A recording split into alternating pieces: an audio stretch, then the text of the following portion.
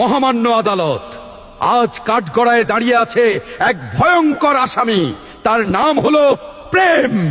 এই প্রেম খাইতে দেয় না, ঘুমাতে দেয় না, কাজ করতে দেয় না। দিনে শুধু বলে মিস করছি, রাতে বলে অনলাইনে আছো তো। আর সামনে রমজান মাস আসতেছে, এই প্রেম রোজাকে বানাবে হালকা।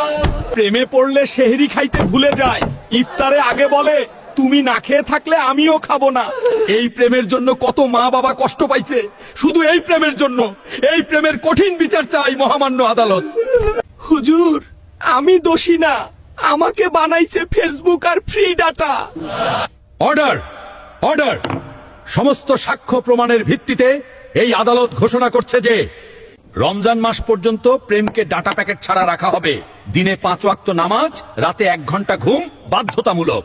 আর দর্শকদের জন্য ঘোষণা, রমজানে প্রেম না, সবজি খাও, পানি খাও, আল্লাহকে ভালোবাসো।